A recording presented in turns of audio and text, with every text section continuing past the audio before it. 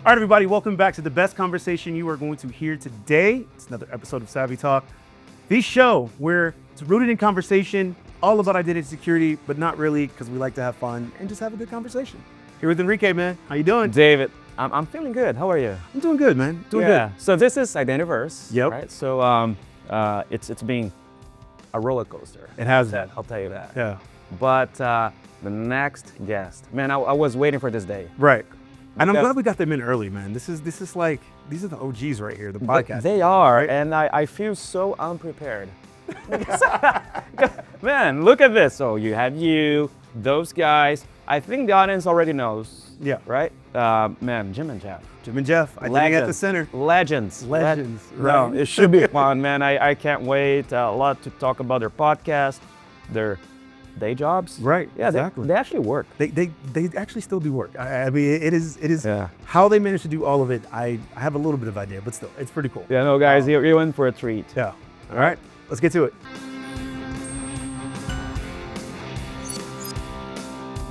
All right, guys, welcome in. We got our guests. Wow. Hey, how are you? This is a special one. Is this a big day, Yeah. David? Look at this. Look at Jim. Hey, look at this high-end production you got going. I don't know. No. And you know what I was thinking when we were having those guests? Said, man, I think I'm the least prepared of this bunch here in just running podcasts. I'll try to make you look good. So welcome. It's the other way around, Jeff. No, man, no. I was really looking forward to this, and of course, I think the audience too. Everybody knows those guys. Yes. So Jeff, Jim, thanks for coming. Yeah, it's thanks a pleasure. for having us. Happy to be here. Yeah. Yes. I'm just upset that you wore a tie. I'm like, why? Because it went with the vest. I know, man. Period. It's hashtag just Jim things. It's That's just- kind of way it's to do just- it, right? got it. That's right. Yep. Got it. You can spot him. He's easy with it. He's not wearing the jacket, so that's usually what we'll see on the show Search floor. LinkedIn. Yep. Hashtag just Jim things. I love it. Trending hashtag. This guy. Yeah, respect. Social media maven. No, and I'm sure David would appreciate that. No, he's usually the best dressed person when Simon's not here. Yeah, it's however I feel in the morning, and we've had a night in Vegas, so man, you get a polo shirt today. I'm with you, man. Totally with you. So I have so many things I want to talk about, and of course, everybody knows you because of the podcast, but you also have day jobs, right? Yeah. We are actually identity consultants during the day for RSM, but yeah, a lot of people think we do the podcast full time, but it's the night and weekend job that generates the bills, and then it's the day job that pays for those bills for other things. So yeah, very fortunate. You know, Jim and I have been working together for what, almost a decade, I think. A decade, yeah. We both been in identity for 20 years. And the day job is hours 1 through 40. The podcast is hours 41 through 80. Something like that. Very accurate. Yeah. It's pretty close. Yeah, it's a lot of attest. yeah. But we like doing it. That's we started this thing 6 years ago, Identity at the Center, and we had no idea what we were doing. It was like, hey, let's just start a podcast, and what made you take that chance, okay, and jump into this whole new adventure on podcasting? I wish it was a very complex story, but it was like, not. Jeff's like, hey, you want to start a podcast? I was like, okay. yeah, and that's pretty much how that worked. We were having a lot of good conversation with clients, and at the time, nobody was doing an identity podcast, and so I was like, all right, well, let's Except for see if we can- Vittorio. Vittorio and we started around the same time, Yeah. right? Yeah. Rest in peace, Victoria. Yeah, Yep, rest in peace. yep. Identity unlocked. Forever a goat, that's for sure. What was there a lot of planning though? I mean, say, okay, we should talk about this, or we want to talk about that. So was there a lot of discussions on the format or the type of guests you would bring? How? Yeah, for sure. And the format was very much, how do I get this done outside of business hours and so that I actually can do it? So we took a very casual format, Should be simple conversational. enough, right? Yep. Simple editing. We started off with just audio. And, if you listen to episode 1, it sounds like we have no idea what we're doing. I think the content was good. Well, I think the quality idea wasn't so was great. we're having all these great conversations, right, during the day, and why don't we just hit record and have them with, and then share them with the world. So that was kind of the idea. And, the identity space has evolved so much over time. Yeah. The conversations keep getting bigger and better. And we have to bring in experts like you guys have both been guests. Bring in experts who can kind of enhance the conversation, know the areas better than we do. We learn, our guests learn, and we try to keep it light. We try to keep it entertaining because who wants to sit there and listen to something boring for an hour, no matter how much you're learning. They will not, right? Where do you guys live? You're not in the same city, right? We're not. I'm in North Carolina at the moment. Yeah, and I'm in Augusta, Georgia, and putting a sign on the yard for sale this week. Yeah. Moving to South Dakota. All right, crossing fingers, man. Yeah. Okay. It's a big move, man. So now we're going to have to introduce time change and time zones into the podcast. We don't like to make it easy for us. So going back to your day job, so what do you do at RSM? What kind of describe me like a day in the life of Jim and Jeff. What does that look like when you're not recording? Yeah, so we're consultants. I think we're mostly on the strategy side. We're not, hands on the. Not implementing tools. We're not hands on the keyboard. We're hands on PowerPoints mostly, but it's helping our clients understand and get a better arm around their problem and what are the solutions, people, process, and technology. Okay. Yeah. More on the program. Yeah. So a similar strategy role, but with roadmap. you? Yeah, pretty similar. I think, listening, talking. You share the same clients? We used to, but now there's really kind of a lot going on, so we kind of split up more often than not. But yeah, I mean, it's almost like the podcast.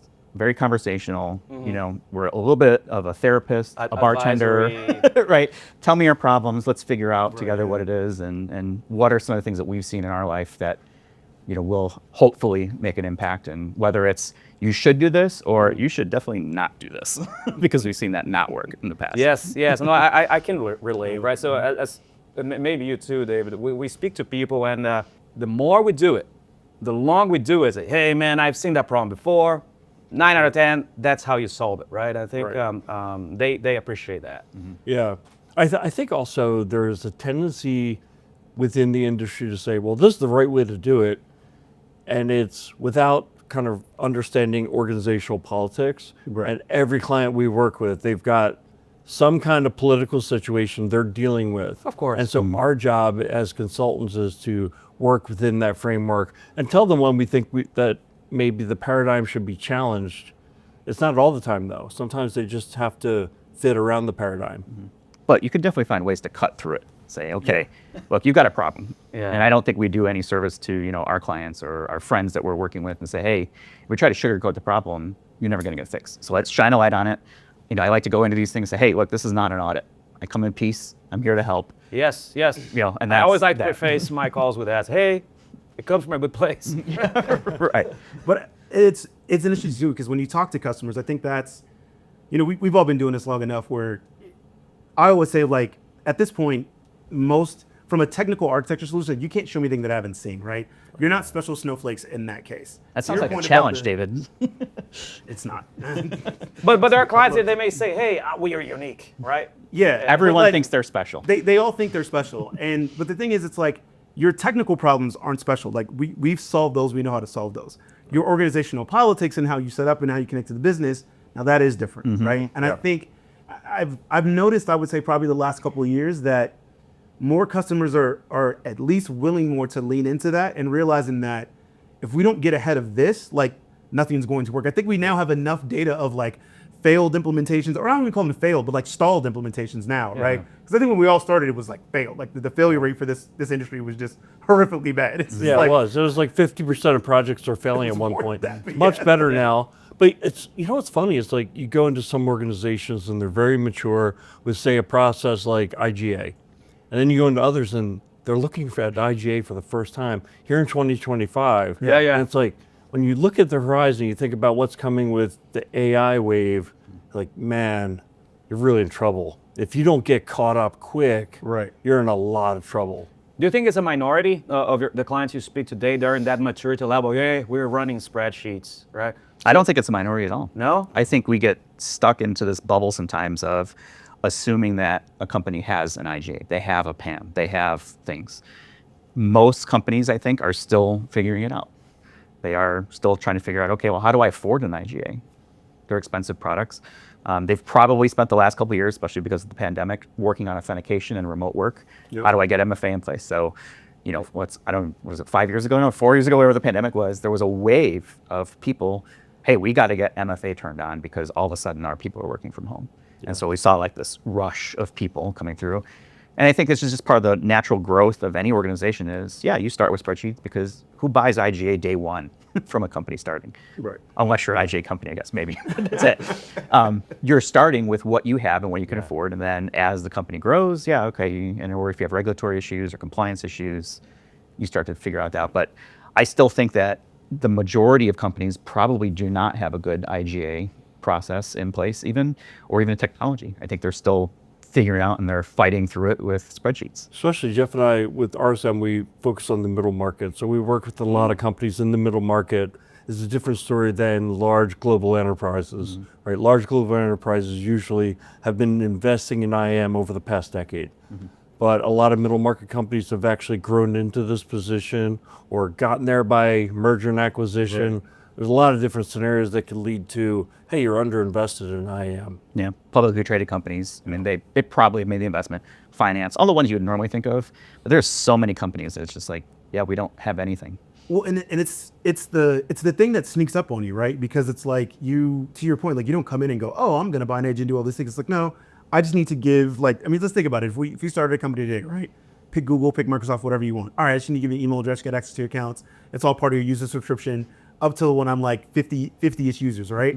And then all of a sudden, like you start to grow like really fast. Like the company starts making money, you start bringing it. It's like, okay, cool. Like you're not thinking like I need to go and manage all this stuff. It's like, oh, well, I just give you access to this. And then you just look up and realize that it's like, okay, wait, I actually need to figure out how to onboard people and like how many accounts do we have? How many SaaS stuff do we have? Now it's like, oh crap. Or it's like, hey, like this company wants to merge us, or we have a chance to go public, and they go, that's nice. Here's all these regulations you now need to meet, right? And you're like, oh, what I gotta readiness, do what? Yeah. If your company has email addresses where you're by first name, you're probably not in the market for an IGA. Exactly. But once you start to add that dot where it's like, Jeff Steadman, okay, now you're starting to think about scale. That's probably where you want to try to mature your technology. But what Dave brought up, I think it's a very interesting bifurcation, if you will, in programs. Either a big event, right? Something like an M&A, or I'm going to be audited, or I'm going public, versus something that sneak up on you. So we just grew. We outgrew our existing processes, and it doesn't work. So would you have a guess, percentage-wise, especially middle market, right? Mid-market, where they are more like this big event type of situations that force them into, okay, we got to step up our maturity game, or something that gradually grew up into them? It's kind of a mesh. I mean, it's so many different stories. I don't even think I can put a percentage on like how they became middle market. Did they come from small? Did they get merged? Did they get divested? Yeah. It's really a mesh. But I'm right there with you in the sense that sometimes we gotta pause and just think, hey, are we even doing the basics in a sense? Well, I'm wearing a punk rock shirt for you, Dev. I know you're a rock and roll guy, but the whole philosophy around simplicity and ease of use, the UI, the user experience, I think it pushes a lot of that innovation as well. I think most of the time, especially when I was an analyst, right, a Gartner, I can remember most times when I was having this type of discussions, very rarely a leader would come say, Enrique, I think I need more features. I need more functions in my program. So no, Enrique, I need to save money. I need to run this in a more efficient way. What's your take on that? Have you seen that happening as well? Like perhaps a push towards more of simplification and back to basics? Or one of the great things about being at a conference like this is you get so many different perspectives. Oh yeah, for the record, we're recording this during our Deniverse, yeah. Right? And so I spoke with someone who is with a product company, and they have a product that does everything, right? And what I found out from that conversation was, well, it's hard to kind of talk about that product because it does so many different things. Yeah. People have a specific problem. Yeah. They want that specific problem solved. And then you can talk about all the nuts and bolts that it can do in addition. What else is available? But I got to solve this problem. I've got to solve this problem. That's where it starts. You have to focus on the outcomes. Like if you just say, okay, well, I have a whole bunch of features. Cool. Okay. What do I do with that? Right? Yeah. What's my pain point? Am I just trying to solve access reviews? But do you guys agree, like simplicity and I think I've seen a change, right? I think, going back 20 years, it was simple products turned into platforms. And then you had this wave of, okay, new simple products. Now they're turning into platforms. Yeah. And now we're going to see, again, more simple products that are going to probably turn into platforms. So I think we're in this cycle, right, of how things do. A wave, yes. And I think, there's a lot of folks out there that buy more than what they need. And some of that is, them not understanding maybe the product, and also the product being more than what they actually need. If I'm a small company and all I really care about is access reviews, there's a lot of good products that focus on just access reviews. So now you have to start thinking strategically, okay, well, how long do we want to focus on just that problem, knowing that we have to worry about provisionings or access roles or segregation of duties, right? Things like that. Then you start to open up a whole bunch of other requirements. It's okay, well, is this a 3-year problem, a 5-year problem, or a 10-year problem? And you start to figure out where you want to go with it. Well, and it's interesting, right? I remember that my first mentor that I had coming out of college, right? He was an older architect on the team. I come in and like I'm fresh out, and I remember like where's our architecture diagrams? How are we doing this? And we didn't do our ERD, and how are we? And he's just looking at me. He's like, dude, all right, man. Like, so he finally sits me down. He goes, dude, look, you realize this. Everything in this industry is in cycles, right? Yeah. I was like, so like just learn to like ride with the cycle. You'll start to see him. You'll anticipate him. And he goes, and you'll realize that 90% of the stuff that you learned in college, you're not going to use. So if you do that, he goes, your life's going to be much easier. And the interesting thing where we are now, right? Because about like when we all started, like we had the big platform. That was the thing, right? Let's build this big, huge monolithic thing. But they were hard to deploy. They were grossly unperformant, right? And it tore all apart. So we went all best of breed. But when you go best of breed and you simplify the products, it's great for the customer for that specific use case. But as they start getting more and more, the integration cost moves on to them, right? Because then it's like, well, this vendor makes this, and this vendor makes this, and this vendor makes this. And now all of a sudden you're going to Lowe's and you're getting a piece of lumber and you're getting this, and it's like, great, well, good luck putting it all together. And it's like, well, I don't know how to put it together. Not my problem, right? And so now we're sitting and the customer's like, well, put it all together for us. But also what comes with that, which I think is going to be interesting, is we are seeing everybody come back to trying to be platforms. We're even seeing the younger companies come up realizing they got to do more things. But what comes with that, though, is also like pricing and strategy and how you go to market with it. To your point about outcomes, because it's like, hey, I've got all these features, but tell me what you're looking to do, and I'll tell you the path that we can help you with. But it's going to be interesting to see how this market adjusts to that, because we haven't done this in probably like 20 years. We haven't sold these big platforms. And so it's like, what's that motion look like now? The customers are smarter, procurement's different now, right? How we purchase things, we've had 2 decades of SaaS now. So it's like, yeah, I want the platform thing, right? As a customer, like I want the platform thing. One throat to choke is Right, like one throat to choke, but I want SaaS pricing, I want all these things, right? And as an industry, we're like, yeah, we'll kind of figure we this can out. do it. The buyers have also gotten smarter too, right? They've gotten much more in tune with what's out there, what's available. And, I like to take the jaded CISO hat. I'm like, okay, cool, another IAM tool. Right. Why is this one different than anything else? What I already have or don't have, whatever it may be. And so if you end up in this sort of platform situation of the, one ring to rule them all type scenario, I've heard that before. So why do I need that? How are you any better or worse than anything else? I think that buyer persona, as we would like to call it, has definitely matured, especially over time, because this is not as unknown as it used to be 10, 15, 20 years ago. IAM's having a moment right now, which is great for everybody, but that means that people are getting a lot smarter on the other side too. Yeah. I also think there's 2 big competing strategies that bookend the strategy spectrum. One is products and suites. The other is integrations, kind of like the identity fabric. Yeah. And, some companies are just more comfortable with, give me a suite, give me the one throat to choke. Others say, all right, well, the fabric helps me integrate all the best. The one that interoperability, that modularity, right? The fabric. And I'm sure there's, grayscale in between, right? Where it's like, all right, I'm mostly a suite, but look, I've got a couple of standout products, and I've got some things like legacy that nobody does. I've got my System 390 that I still runs half of my business. Like, I have to get that identity into the fabric. I can see that, like creation of clusters, right? Of big chunks of things that get clustered in platforms, easy to use, and then another big cluster here. Let's say, for example, you have your MFA, your IDP here, you have your IGA, your PAM here. So that might be perhaps something in between, right? Complete like best of breed or platformization, right? And speaking of the buyer persona, I have an interesting question. It comes to my mind very, very often when I think about you guys.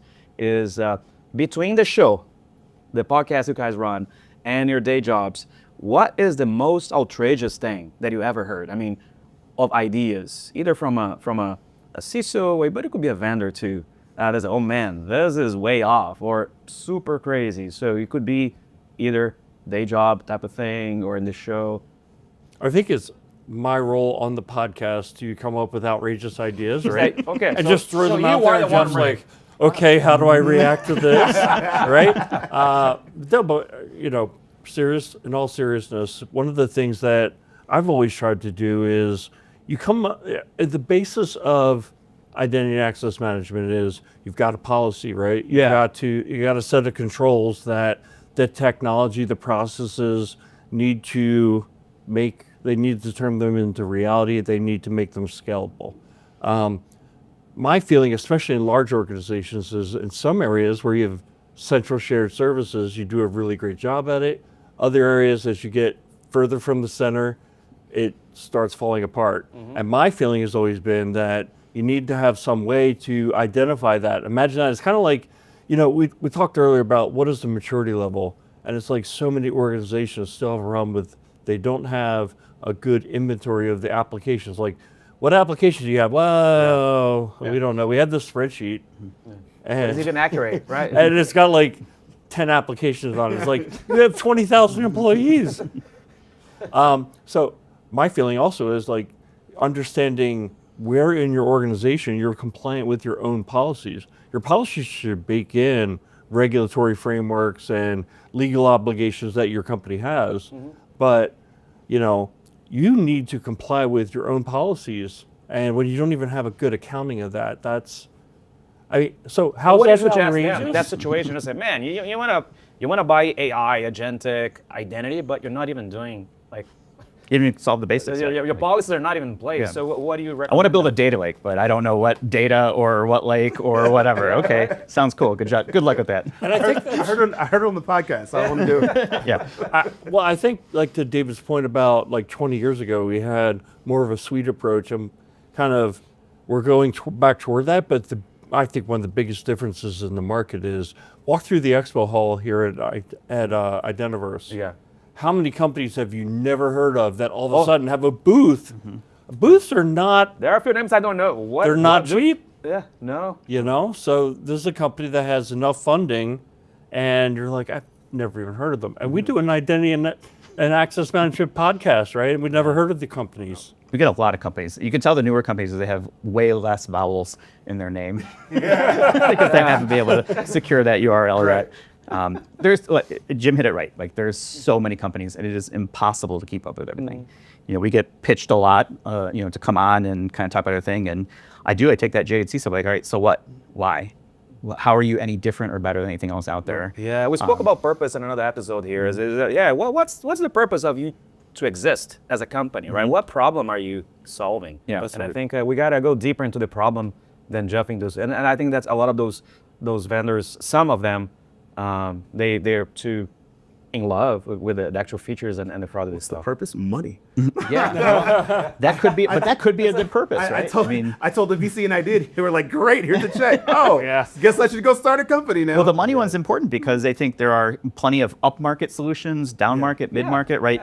And I think pricing is such a big part of this, and a lot of these companies are coming out and they're saying, okay, well, this is what we're thinking, and this is what the cost is, and I was kind of looking, I'm like, okay, good luck with that. Right. Because you're a new company, you haven't established any sort of credibility or references or a track record of success, and you want to price yourself like you're that. Right.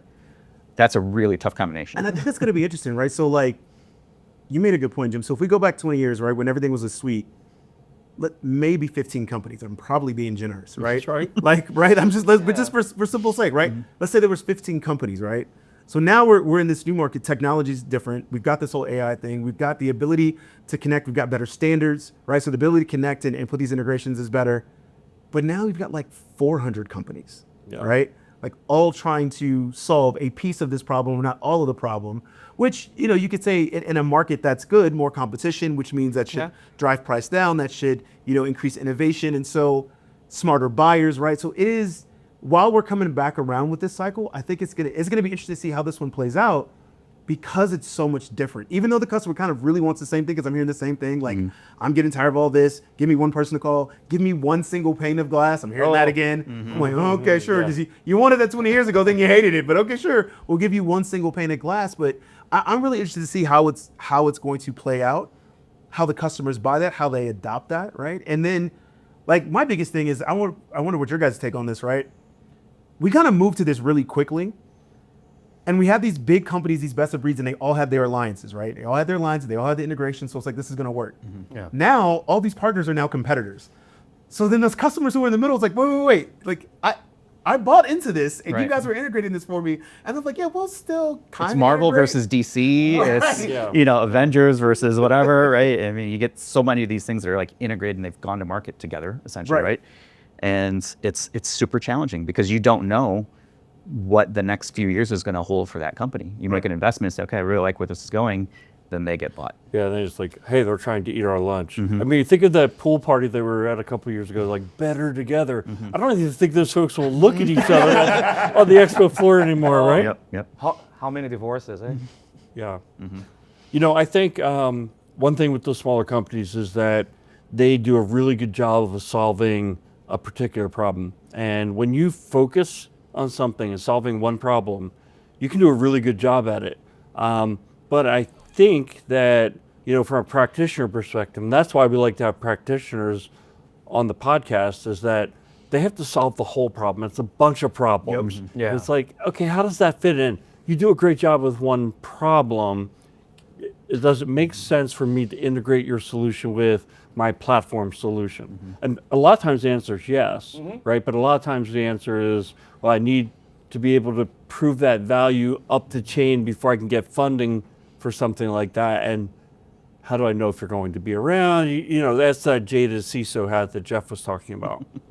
Usually he's the pessimist on the show, but that's the part where I take over that part. And I say, okay, I've seen too many of these things, so let me figure it out. We should establish roles when we have our two other hosts with us, and yeah.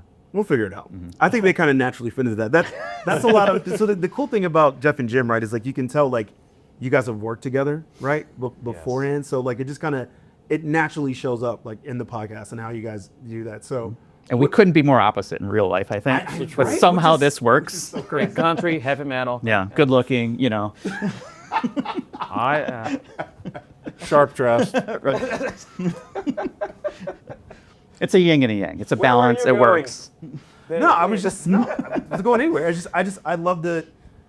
You usually see that when you're like listening or watching to a show, right? You can tell like when there's just kind of natural chemistry there. Like so, when me and Mike Kaiser did ours, is the same thing, right?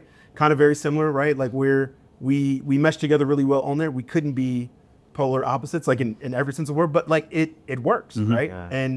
And because of that, it allows you to like really kind of stay in your lane, knowing that somebody's on the opposite, and so you're gonna cross everything in the middle, right? And so I love that aspect of it. When you guys look at the podcast, right, and where you guys want to go now. So also congratulations, you guys are now the official podcast of ID Pro, right? So Yay. That was big, very cool. Yep. pretty cool. There, And we've been supporters of those guys for a long time. I've been a member, I think, since the beginning. Yep. So, yeah, it's a great organization, idpro.org.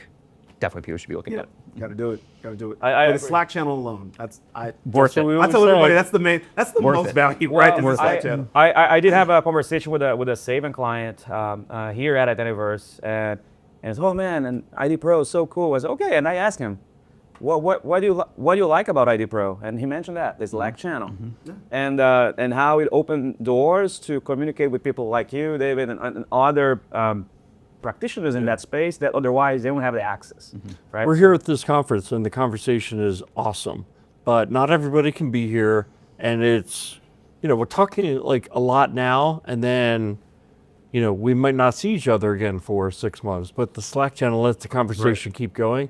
I think there's also an aspect of paying it forward. So it's not just what did we get out of it, but there's an up and coming crop of young identity practitioners, and it's our responsibility, I believe, to pay it forward. Yeah, Yeah, absolutely. yeah. And they're going to have to solve like the problems that they're going to have to solve are so drastically different than the ones that we had to solve, right? Like, I mean, we talked about like AI and where all this is going, right? So whenever we figure out whatever a model looks like for managing access to AI and, atomic agents, all this stuff, whatever, like this is all frameworks and stuff that they're going to have to figure out, which I am gladly going like, here I'll you be go. retired by then. Right, exactly. Here's everything I know. Good luck, right? Let your AIs, argue amongst themselves. So let me know what you guys decide. But that, I mean, that is a big part of it. When I talked to Ian, right when they were looking at founding the whole thing, that was Ian Glazer's biggest thing. Like, hey, let's make sure that we're providing an area where people coming up behind us can, like, here, learn from all this, right? Like, we didn't wake up knowing all this stuff overnight. Like, it was a lot of mistakes, a lot of screaming matches, a lot of just like, why did I choose this for myself, right? That's what I really like about that guy. Like, you think about Ian Glazer, what he's done, ID Pro and now DIAF, it's all about paying it forward. Yep, absolutely. It is. We got to pay it back to the community, and I think we're better for it, right? So how can we make it more attractive for a new professional coming out of university? Why would they choose the profession of identity, right? And I think, yes, it's part of our jobs to say, hey, it's attractive, it's going to be good for you, it's going to be good for the community, but also it's going to be good for the buyer, the buyer of this type of expertise and technology. They need more people, right? So the skills shortage is a real thing, right? So one of the things I like the most is connecting people and bringing them in. Hey, come. If I think of different leadership styles, and I want to ask you about this, my leadership style is, hey, come and join me. It's going to be fun. Right? Well, the identity community is unmatched, I think. I think this is the strength I of agree. Identity and access management at large is, yes, there's competitors, but we are a very good community of getting people involved, introducing people. I don't know how many people I've met here for the first time. And, to Jim's point, it's like, hey, let's pay it forward. Let me introduce them to David and to Enrique. Hey, have you met my friend so-and-so? It feels good. Yeah, I mean, I've been there on the outside. I've been coming to Identiverse now for, I don't know how many, almost a decade, I think. And the first few times I was here, I didn't know anybody. And then, slowly started gradually kind of get involved and stuff like that. And now it's like, okay, I remember what that feeling was like. Let me introduce my friend over here and say, hey, become part of the conversation. What else could we do? What do you guys think? What else could we do to make it more? So I think everybody within the role just has to have that mindset. One of the things I was going to say is that RSM, I'm kind of the training guy. So I set up this training program for our El Salvador identity practice. And we're taking college students from El Salvador and doing this 12-week digital identity training boot camp. That's so cool. And it's very cool.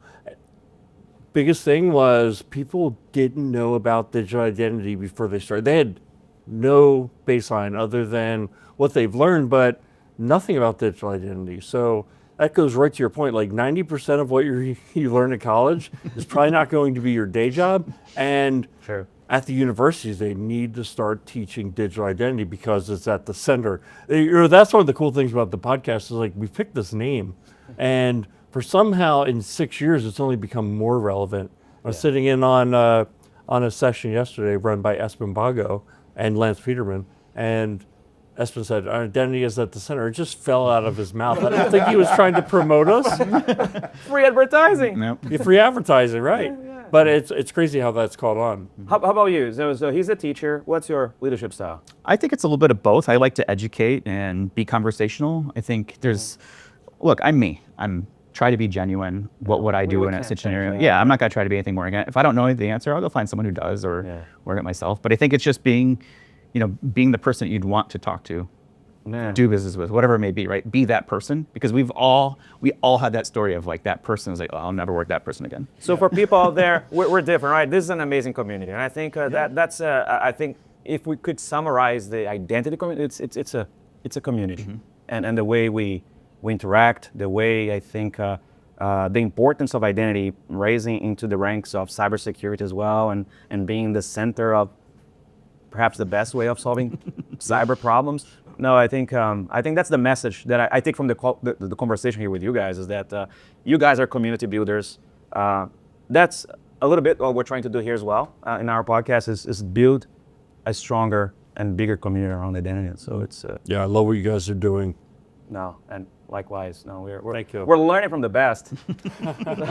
This is just how we do it. I mean, it's we do it because we like to do it. We do the show that we want to do, and we're very fortunate and happy that people have kind of connected with that. But when we've been doing it for 6 years, we did it when we had no listeners for the first year and a half. Yeah.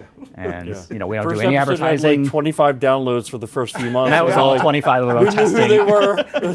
they were. Jeff constantly going back and playing it again. It's Jeff like, had Yeah. refreshed 24 times. Yeah. And says, "This, what, I don't like the way that worked out when we go back and edit it, stuff like that." But yeah, been very fortunate. And you know, I always ask people, like, how did you find us? Because we don't do any advertising. It's all word of mouth. And you know, No, thank you for what you do, guys. So, curiosity of mine, favorite band? so there's so many, man. No, pick one. So right now I'm in the mood of a little bit of rock. So I've really been into Korn for a very long time. And I think we just did an episode where we talked about music bands. And I think I listed Korn Untouchables as like one of my favorite albums of all time. But I'm gonna ask you to sing a song. and yes, Can you I sing? mean, No. that's probably the only one I could sing because he was like total guttural. Yeah. But no, I think right now I'm into Korn, little electronic music and stuff like that. Yeah. Jim, You favorite going to answer as well? Huh? You guys are going to answer as well, I right? can do that. Okay. I don't listen Yeah. to bands, so I'm not in. No, but it could be any artist. Yeah, any type of music. Oh, any artist. Okay. you So, said bands, so I'm just like, yeah. Sorry. So I'm a was right country by it, music but- guy first, and Riley Green is, I think, everybody who has that likes country music at all should check him out. Man, I've never even heard of that person. Yeah, look at this. Yeah, it couldn't be more different. Eh? yeah. How about you, David? oh, Kendrick Lamar, easy. Okay. So He had a great halftime show. he had a great concert too that I went to on Saturday. Yeah. It's fantastic. What about you? Me? Yeah. Pantera. Pantera. Oh, Pantera's so good. Yeah. See, there's so many. I mean, trying to Yeah, pick but one is yeah. like, It it's could tough. change. Oh, yeah. Never Right stop now, it. it's this. Yeah, right Ask me now again in it is, 20 yeah. minutes, it'll be Yes. something else. Yeah. Awesome.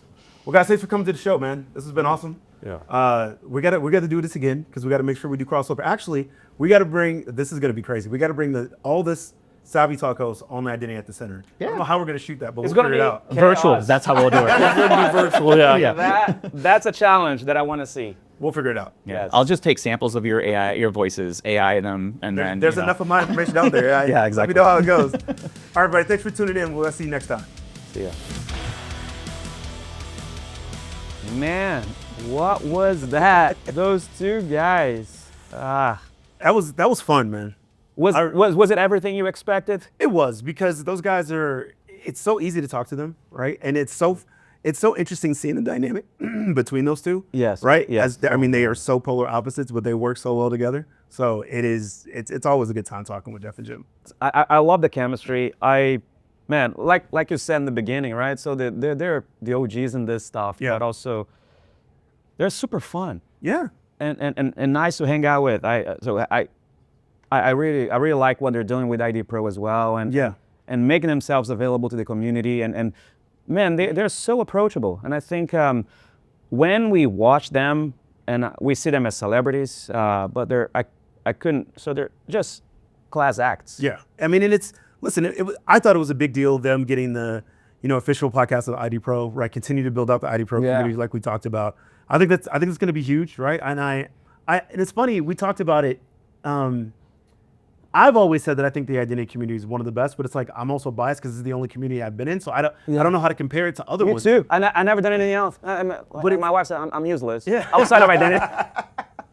But it's so interesting to hear like Jeff and Jim, like we all think it's like, I think it really is rare because I don't think in other industries the community is as tight and as welcoming as this one is, right? And I think that's one thing that makes it does kind of make the industry grow because we'll all be at different places, right? Ian's been here, I've been here, Yes. like, you know what I mean? So, and to know that the continuity of people is still going to be there, I think that's really important. So I agree. And the vast majority is just very nice people. Yeah. And I think that counts too. And so for you out there, if you think about the profession, if you're a new professional coming out of college, man, identity is fun. it really is. You know what we forgot to ask them about though? They did their Identity Feud event last night. We forgot to ask them. yeah. Then a family squabble thing. Yeah, we're Oh, bonus man. episode. We got to have them back. We'll bring it back on and figure out who won, and we'll do that as a bonus episode. Let's do it. Let's do the ham thing. What's the? Oh, yes. We'll see you guys next time.